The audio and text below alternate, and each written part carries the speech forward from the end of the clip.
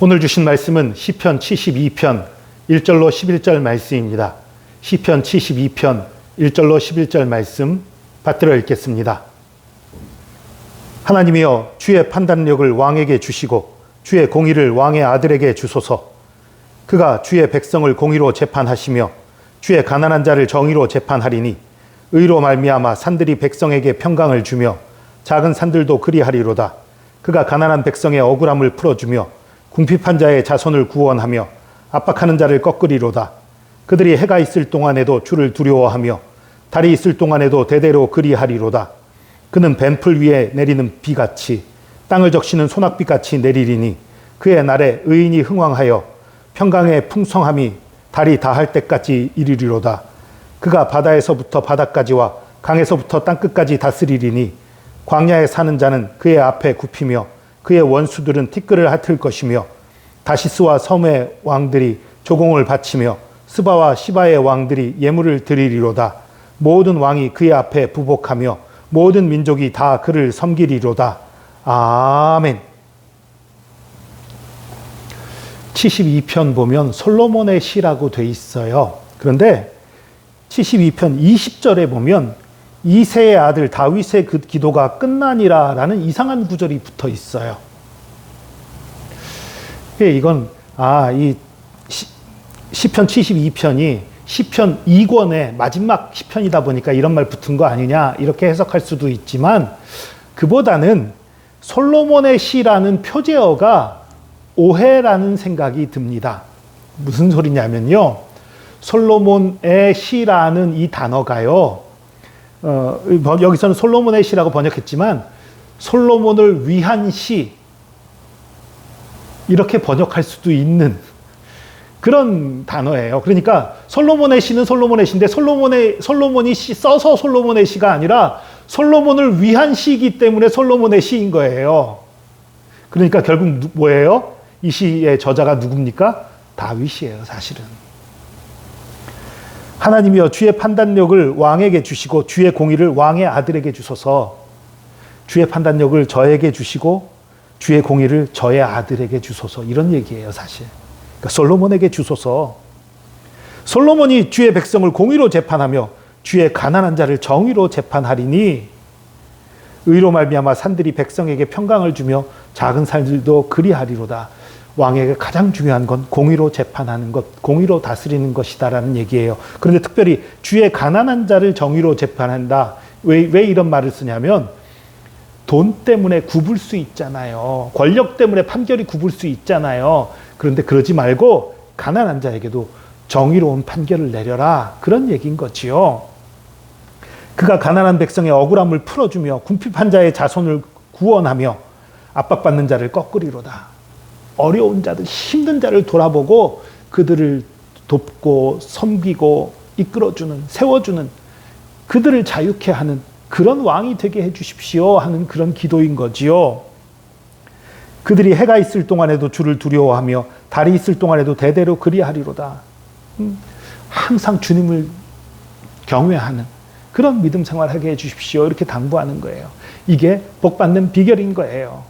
백성을 정의롭게 다스리고 어려운 자들을 돕고, 그리고 항상 하나님을 경외하는 것, 이것이 복받는 비결인 거지요. 그래서 그렇게 되면 어떻게 되느냐? 6절입니다. 그는 뱀풀 위에 내리는 비같이 땅을 적시는 소낙비같이 내리리니 그의 날에는 의인이 흥왕하여 평강의 풍성함이 달이 다할 때까지 이르리로다. 하나님의 평강이 풍성할 것이고, 그리고 8절입니다. 그가 바다에서부터 바다까지와 강에서부터 땅끝까지 다스리니 정말 넓은 땅들을 다스릴 것이다. 다윗의 말대로 솔로몬 때에 정말 넓은 영토를 다스렸어요. 직접 다스리기도 하고 또 이웃 나라들이 조공을 바치기도 하고 그렇게 해서 많이 다스렸지요. 그리고 다시스와 섬의 왕들이 조공을 바치며 스바와 시바 왕들이 예물을 드리리로다. 이건 무슨 얘기냐면요, 다시스는 당시에 알려져 있던 서쪽 가장 끝에 있는 풍요로운 나라였어요. 풍요로운 곳이었어요. 그 풍요로운 곳 중에서 가장 서쪽 끝에 있던 곳.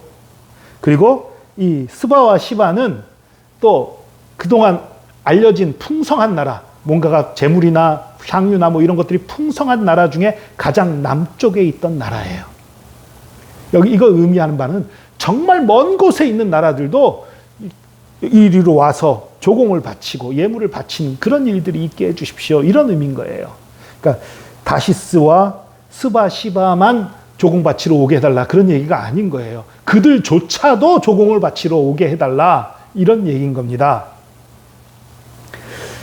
모든 왕이 그의 앞에 부복하며 모든 민족이 다 그를 섬기리로다. 그 일대의 모든 왕들이 모든 민족이 다 내 아들 솔로몬을 섬길 것이다 하고 선언을 하는 거예요. 다윗이.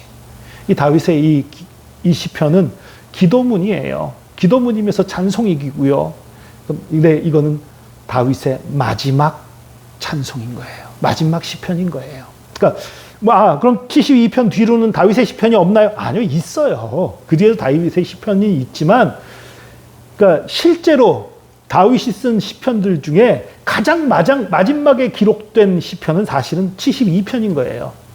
다윗의 다른 시편들도 여러 가지가 있었는데 이 시편 책에 들어오지 못하다가 나중에 3권, 4권, 5권을 편집할 때 또 들어오게 되는 그런 겁니다. 여러분 기억하십시오. 오늘 말씀에서 기억하십시오. 복받는 비결은 많은 사람들에게 정직하고 공의롭게 대하는 것, 그리고 어려운 사람들, 가난한 자들, 억눌린 자들, 힘든 자들, 그런 사람들의 친구가 되어주고 그들을 위로하고 그들을 건져주는 일들 하는 것, 그리고 하나님을 두려워하는, 경외하는 마음으로 살아가는 것, 복받는 가장 중요한 비결입니다. 이 비결 기억하셔서 저와 여러분 또한 이웃을, 주변을 대할 때 정의롭게 대하시고 또 사랑으로 어려운 사람들을 잘 돌보고 이끌어주는 그런 사람이 되기를 바랍니다. 이렇게 하나님을 경외하는 삶을 살 때에 하나님께서 저와 여러분에게 복의 복을 더하실 것입니다. 건강의 복을 더하실 것입니다. 물질의 복을 더하실 것입니다. 지혜의 복을 더할 것입니다. 화평의 복을 더하실 것입니다. 이것을 믿고 하나님 말씀대로 순종하며 또 섬기며 사는 저와 여러분 되기를 축복합니다. 기도하겠습니다. 주님, 주의 말씀대로 우리가 정직하고 진실되게 행하며 이웃에 대해 공평하기 원하고 정의롭기 원합니다. 또한 우리 주변의 연약한 자들, 어려운 자들을 섬기고 돌보는 삶을 살기 원합니다. 주님을 경외하는 삶 살기 원합니다. 이러한 삶을 살고자 하오니 주님, 우리의 의지와 우리의 생각으로는 사랑이 없어 그렇게 할 수 없사오니 주님, 우리에게 사랑을 심어줘서 우리에게 사랑을 심어주셔서 우리가 그렇게 살 수 있도록 도우시고 우리가 그러한 삶을 통해서 주님이 내리신 놀라운 축복, 건강의 복, 물질의 복, 형통의 복, 지혜의 복, 화목의 복을 얻게 하여 주시옵소서. 주께서 함께 하심 감사드립니다. 주의 사랑과 은혜에 감사드리며 예수 그리스도의 이름으로 기도합니다. 아멘.